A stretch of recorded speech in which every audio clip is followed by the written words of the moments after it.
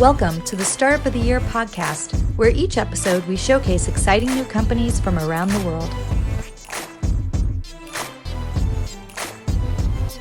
This podcast is produced by Established, creators of the Startup of the Year program.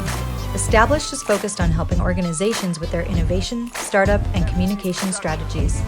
Hello, everybody. Welcome back to the Startup of the Year podcast. I'm Frank Gruber, the co-founder and co-CEO of Established, as well as the co-founder of Established Ventures, the team behind the Startup of the Year community and this very podcast. On this episode, we're going to hear an Ask Me Anything session from one of our 2020 Summit guests. She was actually one of our speakers and has been a partner for a while. We're going to be talking to Carolyn Rodz from Hello Alice.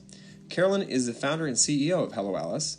And for those of you not familiar with Hello Alice, it's a company that helps small businesses find funding opportunities and experts for free. And she's got an experience with her own companies as well. She started a retail line, which sold in 400 stores worldwide. She had a marketing firm, which was viewed as one of the early data analytics solutions for enterprise companies. And she also launched the first completely virtual accelerator. Now, this investment banker turned three-time award-winning Latina entrepreneur from Bolivia is on the Fortune's Most Powerful Women list. So, done quite a bit in her career, and we're excited to talk to her shortly. Before we jump into the interview, I wanted to share something about Startup of the Year. Our 2021 Startup of the Year application is open. If you have a startup with a founding date between 2015 and 2021, and you've raised less than $5 million in funding and have a functional prototype, not just an idea, but something out there that we can test out and look at, then you should apply immediately. We're excited because this will allow you to be a part of our summit, which is coming up in the fall. We're going to bring 100 companies together for additional opportunities to connect, showcase, and get potentially in front of some investors as well. And obviously, we're going to name a Startup of the Year at our annual summit. So that's exciting. So if you fit that criteria and it sounds interesting to you, please apply and be a part of this amazing growing community. You can apply today at soty.link. So soty.link/apply. It's the Startup of the Year short link. You can go to startupoftheyear.com as well to check it out if that's easier. But we'd love to have you be a part of this. And it's a pretty simple application that will allow you to get in there and be a part of it. So love to have you. All right, next up, I want to just highlight a partner quickly. We've got a company that we invested in as part of our Startup of the Year program, as well as we came through the program last year, and this year now they're doing great and growing, and the company's Finmark. It's a financial planning software for startups for revenue, forecasting, cash projections, and runway. Is one of the few products that we believe in and think that startups around the world should use, and think it'll help you in your kind of everyday analysis of what you're trying to do. And as you look to, cash is king, and revenue forecasting and cash projections need to be right. So check out Finmark. You can sign up for a 30-day free trial on us if you go to est.us/Finmark, est.us/Finmark. So those are my two updates. We're going to listen in to this AMA, Ask Me Anything, with Carolyn Rodz from Hello Alice. You have such a unique background. Can you just start us off with telling a little bit more about how you got to the point of Hello Alice and how it started, and maybe just a little bit about what you're really aiming to do there? Sure. So I'm one of those entrepreneurs that has a really crazy resume, and frankly tried a lot of different things before I landed on this space. But at the end of the day, Hello Alice is really the answer to what I wish I would have had when I started my very first company. I felt like in every other career path, there was a really clear direction for what you should do next and what decisions you should make and what kind of the next step was. And in entrepreneurship, it is quite the opposite. It's quite confusing. You never really know where you should be focusing your time or your energy. And there's a lot of time just spent learning, not how to run the specific business that you're running, but how to just be an entrepreneur. And that was the goal, was how can we start to streamline that process and help people figure out the next step so that they can focus on the business they're trying to run versus learning about this much broader, bigger ecosystem. We started off, as you mentioned, with a virtual accelerator that was really focused on women. And part of my frustration at the time was I had just had my second child. I wanted to start another company, and I kept looking at these accelerator programs, and nothing existed in Houston. My husband works in energy. We couldn't just pack up and move. So either I needed to separate from my family, and being like the, helicopter mom that I have to be, I was like, well, they're going to come with me, and how can I do this with kids? And so that was my first pain point, was why doesn't this exist for everybody? What about people who don't even live in the United States or have these great ideas and don't live in a city that might have the resources to host an accelerator program? And the more we dug into that, the more we realized that access was a problem, not just for women. Access was a problem for so many entrepreneurs, from minorities, from immigrants, from women, for people with disabilities, even white men who live in rural parts of the country or have certain disadvantages. And so there was this huge idea that what if we could use technology to provide access to every single entrepreneur, regardless of who they are, regardless of where they come from, to make sure that they're able to make smart decisions at every milestone of their company. And so we created Hello Alice. And again, we wanted to make sure it was a free resource so that it was available to everybody. Well, your COVID response has just been remarkable, and you do so much research in partnership with other organizations.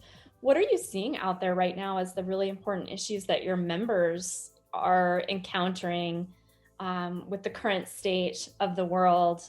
How is Hello Alice really that pathway for business owners in all of those dynamic environments to be able to really meet their challenges and goals? I would say our business strategy for the year did a 180 with COVID. Like for so many companies, we were all about helping companies thrive, and there was this booming economy and things were going so well, and small business owners were really bullish on what was coming. And then the pandemic hit and everything changed. And the great thing about our platform is that we're built for quick response. We've always jumped in when there's natural disasters in a city. How can we quickly support the small business owners that are there and help them pick up the pieces and move forward and connect to local resources?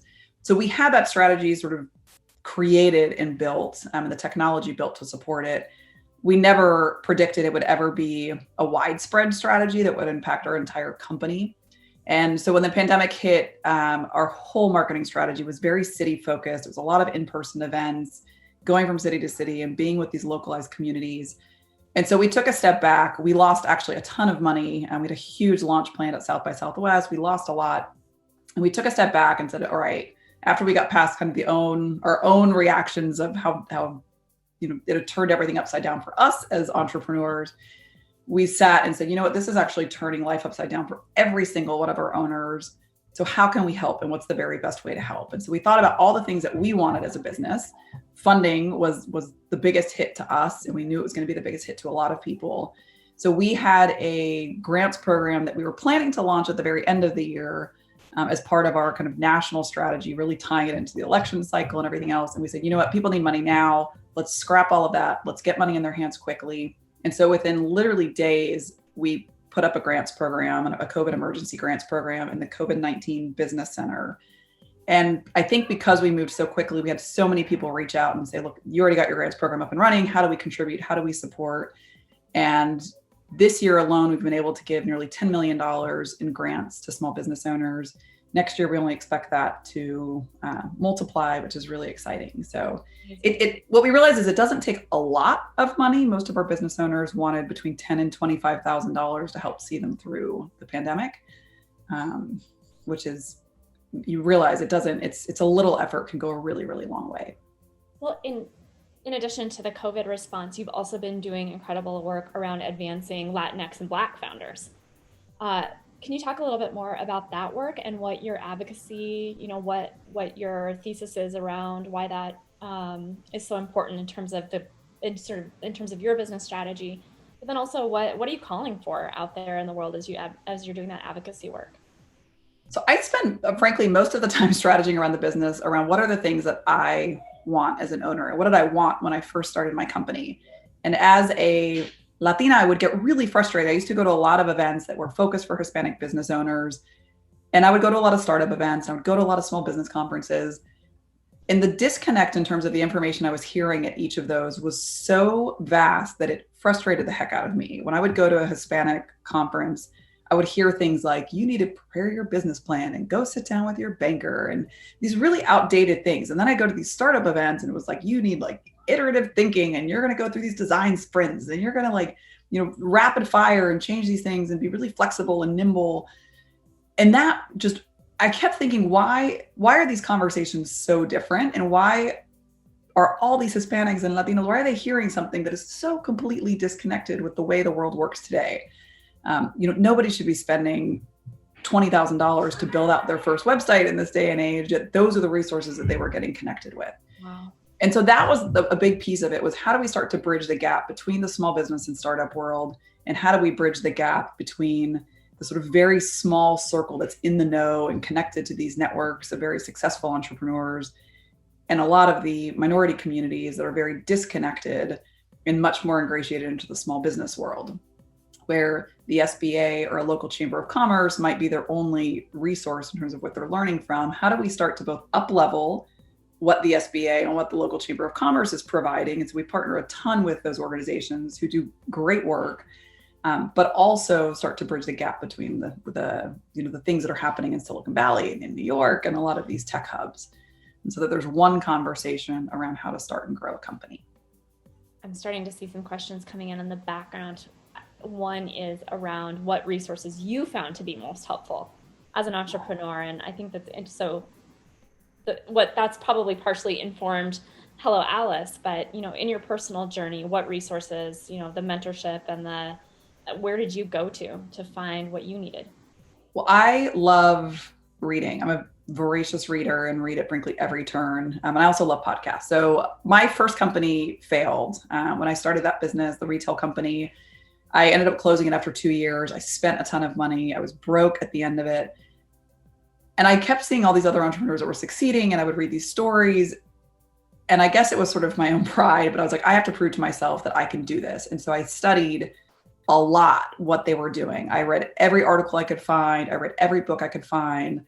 I just listened to everything I could listen to, and set up coffees. And I got a job just to pay the bills in the interim. But my whole plan was, I'm going to do this again. I'm going to do it better. And I'm going to learn from the best of the best.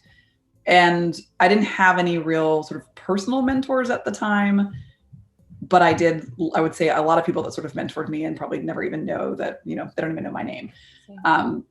That information really guided kind of how I thought about growing a business, and the way just thinking differently about the examples I had seen. My father had a small business, so there was a lot that I learned from him, but it was just a very different, I think the path that I wanted was a much higher growth path. And so I learned from people that were doing it. And frankly, the world had just changed so much in all of those years as well, that it was a new way of doing business. So I would say read and learn as much as you can in whatever capacity makes sense for you, but study the people that you admire and emulate and want to follow in their footsteps. But then don't be afraid to put your own lens on it, because there's a lot of lessons. Everybody's been through it and everybody's made mistakes. So learn from the mistakes so you can avoid those, but also figure out how you're going to challenge and change and do things a little better than the people before you did it. And that's something that I think the only way you can do that is by being really broad-based in terms of what you're learning. I mean, even the name Hello Alice actually came from reading Alice in Wonderland to my kids at the time. And I learned so many lessons from that book about building a company and what it means to sort of have that curiosity and create something that's new and never been seen before. So just always be looking for new resources, because I don't think there's a set path in terms of what's helpful. I just think it's curiosity that makes entrepreneurs really powerful. I would say curiosity and the ability to connect the dots in new and interesting ways. There's a question about resiliency, and I know you speak on the topic of failure in public often. What can you say more about that, about what you have to say about failure in your own journey and how resiliency happened for you? So my company that failed, I will say it was the lowest point of my life, frankly, to date. I was broke. I felt like I had just gone down a path that was, I went from being this very successful investment banker, taking home these great bonus checks and, having all of these things that frankly were sort of, as a 25-year-old at the time, I was, living a great life. And I left that and I put everything on the line, and I felt like it was going to work. Everything had always worked in terms of when I had put all of my effort behind something. I'd always been, at least, had a modicum of success with it. This was a total bust. I was broke. I was worse off than when I started. I felt like I just wasted this time in my life. I didn't know where I was going. I was embarrassed. It was kind of everything that I think there's just this element of it just knocks you down. And so for me, getting back up, it was a process. It started with just getting my finances back in order. I sold my house. I got a little bit of money out of that. I paid off my credit card debt. I had a job at the time that was paying a third of what I left when I was in banking. It was, I didn't really have a whole lot of confidence at the time, but I would say very persistent and very stubborn. And I wasn't going to let that be the end. And so I kind of took a step back and said, all right, if I were to go back and do all of that better, do I want to run that same company? And do I want to start it over? And the answer is no. I didn't have a whole lot of passion, I think, for the business anymore. But I did have a lot of passion for, I think, just what I knew I could do. I just had something inside of me that, you know what, I can do better. And I know I can do better. I know I've learned a ton. And so I took the next step, but I did it in a much more conservative way. I started a business that I could use my laptop and my cell phone. So I had no overhead. I kept working side jobs as long as I could until I had a really good base of clients. I spent hardly any money, frankly, growing the company. It was all about meeting people and building up clients and this really organic growth. And then once I started to sort of build up my confidence and see, okay, there is traction here and I'm able to provide value and I feel more confident in the business that I'm growing, then I started taking more risks and thinking a little bit bigger. And then ultimately, I think that's sort of what led to the next step of now creating a startup that was like much bigger. And I did put it all back on the line again and kind of went big because I had the confidence back. And frankly, if it had failed, I think I also had less of a fear of failure this time around. I knew I could pick up the pieces. I knew I could build something back. And so there wasn't sort of that hesitation that I had the first time, frankly, or even the second time. I'd sort of seen worst case scenario. And in hindsight, I was like, you know what, it's not that bad. And there is a path going forward. So I always tell people, I guess, when it comes to resilience, just recognize failure is a step in the journey. Success is a step in the journey. It's all just part of a broader path. And you get to decide where that path starts and ends. It doesn't go according to the beginning and end of a company. It goes according to the beginning and end of your career. We have several comments coming in from people who appreciate Hello Alice so much. So I will be sure to read those. But we have a question just around what you were just saying. What's really the biggest lesson that you learned the first time around? And I'm curious about how you're building your team now. So lessons learned first time around and how you're building a team. Oh my gosh, so many lessons learned. And I go back to them all the time. The first was, I would say the biggest one is lean on your network and ask for help early. And I feel like people always say ask for help, but in my first company, I always felt like I had to hit certain milestones before I could reach out to my network. Then I had a great network of incredible entrepreneurs from my investment banking days. I got to meet CEOs of billion-dollar businesses, and not that we were best friends, but I had their business card and I had their email address and I could have reached out to them. I just always felt like I needed more traction and I wasn't there. And what happened is I failed and I never got the chance to reach out to them when I needed it. I learned with the second company on day one, pick up the phone, talk to people about what you're doing, get their input, listen to their challenges, listen to the things they love about it, and just tweak and iterate every single day. And that's something I've never stopped doing. If I meet somebody, 9 times out of 10, I'm calling them the next week if I think there's some value that they can add to my business, or if I think there's something I can learn from them. And on the flip side, I'm always sort of giving input to others and just hope that sort of circle completes itself and people are willing to pitch in. Because at the end of the day, I think people want to see entrepreneurs succeed. It is the epitome of the American dream, and we're all suckers for that. And when somebody's throwing everything and trying really hard, it's just natural. I think most humans just want to help you out. But they also want to hear how they helped you. And so giving the feedback and following up with people and saying, look, you gave me this advice. Even if it was 2 years ago, they gave me the advice, I still pick up the phone and say, you gave me this advice. It was so helpful. Yeah. This is what it made me do and what it led me towards. I just want to say thanks. Share that story. Yeah, I think that's probably the biggest one. And then in terms of hiring and team building today, I look for that, like just a hustle and hunger with employees. I think in the same way that I think it's the greatest quality of any successful entrepreneur, it takes a lot of persistence. It takes a lot of hard work and a lot of commitment to the mission. And so when we hire, skill sets aside, to me, it's more about, do you absolutely love the idea of what we're building? Are you somebody who's shown a real tenacity in anything that you've put your mind to? Have you just shown a real commitment to it? And do you have the curiosity and willingness to learn? And none of what we're doing is rocket science. So I feel like if you have those things, we can probably plug you in wherever and you're going to figure it out. Obviously, we're getting more and more sort of, I would say, particular in terms of the skill sets that we're trying to bring in. And so we always look for those as well. But those sort of baseline things are things that we never veer from. That's a great segue into this compliment about the work that your team is doing to provide great resources, social media. This person is just sharing with the audience how they share your platform with other people all of the time. Keep up the great work. Thank you all. That is the greatest gift any of you can give to me. So thank you. I just want more and more people to know about it. And at the same time, I think the feedback from all of our community is so valuable because we do read. I am on the Alice at Hello Alice email every day, and I read every email that comes through. And we take that feedback very, very much sort of internally with our team and process every bit of it.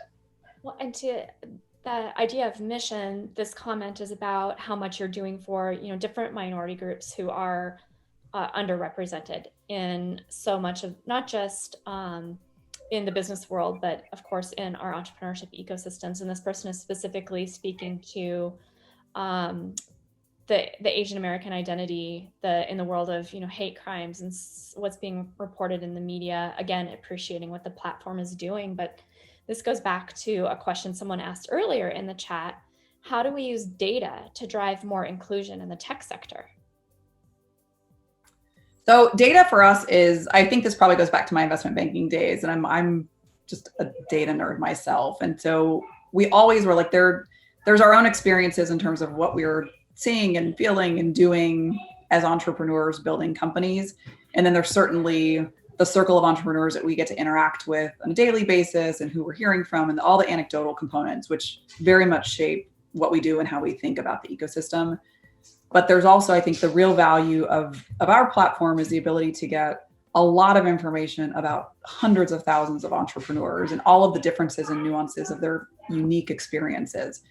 And so every time we're looking at data, and it can be as simple as, should this button be square or round, or should it be purple or red? Like anything that we're looking at is always data driven, not just is the community at large engaging with it, but if we start to silo and say, okay, if we look at women entrepreneurs, or if we look at Hispanic entrepreneurs, or if we look at female African-American veteran entrepreneurs, are they actually engaging with these features, and are they getting the same support as another demographic? And so we sort of have a baseline as our broad community. And then we start to look within each group, are there any sort of major outliers that we need to start to look at? And an example is, for those of you that are on the platform, you'll know on the profiles, we have an Alice Introduce Me button where you can get connected with people through their profiles. And it used to say connect. And it was sort of a very basic, like just connect. And we thought that was really intuitive. And we found that women were much less likely to engage with that feature than men. And when we started digging in with owners, we're like, what gives? Like, why aren't you clicking on this? They're like, oh, it just feels sort of presumptuous, and I don't know this person, and you're telling me to connect. And so when we did this Introduce Me, we saw all of a sudden it started to even out a lot more across demographics. And so we're always testing for really, really minor things like that the power of a word or the power of color or placement can be incredibly powerful. Well, to build on that question a bit, this audience member, and I do not know their gender or their identity, so this is asking blindly, but they're asking exactly that question. How do you help find people, experts that can help you, whether it's things like your website or finance and marketing, when you have an idea? How do you make those connections and learn to build trust with that network as you grow it? Trust for us. Yes, trust is so important. And we always say the number one thing, like we absolutely cannot lose the trust of the owners on our platform. And we don't call them users like many tech companies do. We call them owners because they are small business owners. And we always try to remind our team they're real humans on the other side of the computer. And that's one of the reasons that you'll see we do a ton of webinars and a ton of events, just because we always want the whole team to be deeply ingratiated into the experiences of the owners we support. We also have sort of I would say that's probably the one area where we're very free with our budget in terms of if you have a way that you want to support an owner as an employee at our company, just raise your hand. And I don't know that the answer's ever been no, in all honesty, or when it comes to the owners, we'll sort of pull out all the stops. The other thing I think in terms of how do you build trust, partnership for us has been key. Startup of the Year, Established is a great partner of ours. But we have so many others in pockets, everything from working with, the NAACP or working with local churches in certain communities. We have at all levels, whether it's really large organizations or really small organizations, just learning where are the owners in these communities, where are they naturally kind of engaging, and who are they turning to for support, and how can we step in and say, look, we want to help, and you tell us how. We do a lot of listening. Just tell us what you need, and we're going to go try to find the resources to do it. So sometimes they'll say, look, we just need money for this program. And we're like, awesome. We're going to go talk to our partners, or we're going to introduce you to these companies where we may not really have a role in it, but we feel like down the road, hopefully you're going to remember that we did something to help you. Yeah. And that sort of comes full circle. The other piece is getting real, again, just listening to our owners at every turn. So we do a lot of information gathering. We do owner testing for every feature we roll out. And we love people that give us really consistent feedback.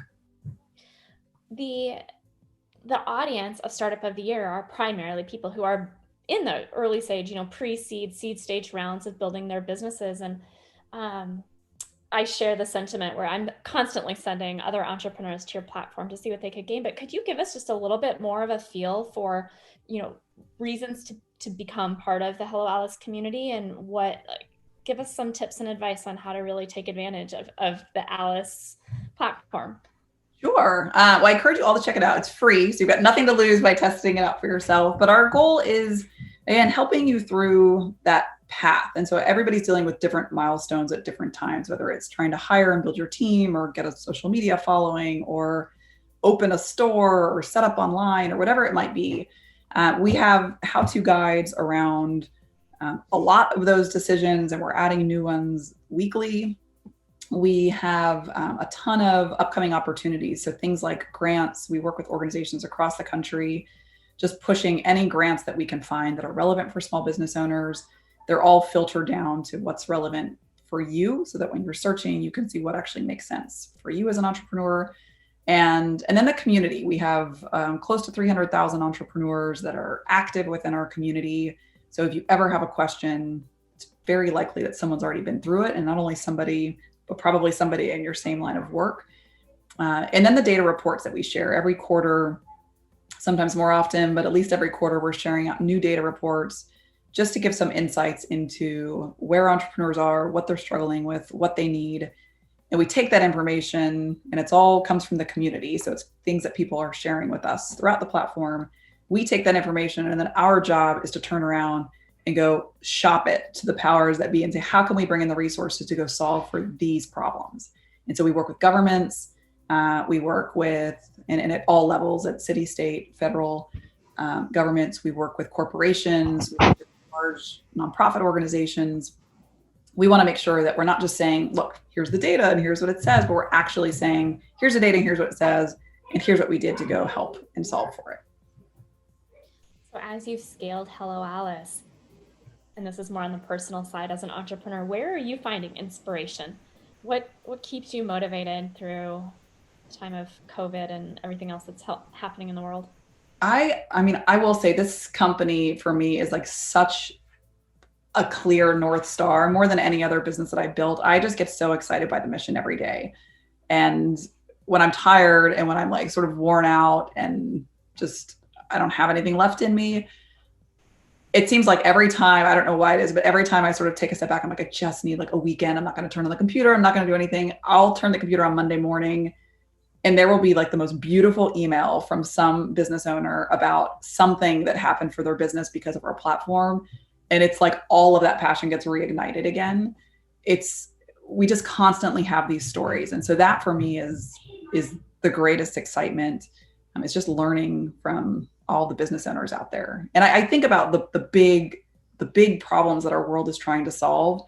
And I always go back to small business. When I think about just racial inequities and what's happening in a lot of these communities, I know if people were empowered with small businesses, 90% of those problems would be solved for. And even the big ones, I think about things like climate change. I'm like, it all goes back to entrepreneurship and innovation at the end of the day. So to me, it is I don't know, education and small business for me have always been like, I feel like if we have those two things, we can solve a whole lot.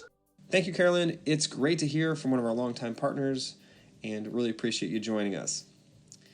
Well, we hope you enjoyed this episode and you were able to take something interesting away from the conversation. If you enjoyed the podcast and you want to share your insights or share your thoughts, please do. Drop us a review and let us know what you're thinking, or just share it with a friend if you think it would be helpful for them. Sharing is caring, and we do appreciate the love. So thanks so much for doing that. And if you're thinking about starting up, if you're actually doing it or if you're in the process, we'd like to invite you to join our community today. Aside from just the program that I mentioned earlier, you can join our community and be a part of access to support, expert advice, and resources that you may need to continue your journey. So simply go to est.us/join, est.us/join, and be a part of our community. It's growing every day. We've got a Slack channel, a number of other things that ongoing events and things that will help connect you and as well as keep you going on that journey, because we know it's not an easy one. If you have a startup idea and you want to get it going today is the best day to start up. Don't wait. Something could come up tomorrow. It could rain. We never know. Something could happen. So get it going, get it started, iterate. You're going to learn along the way, and it's going to be a heck of a ride. So until next time, I'm Frank Gruber, signing off. Thanks again for listening, and everyone be well out there. Thanks for listening to the Startup of the Year podcast. Be sure to subscribe, and we'll be back with another episode soon.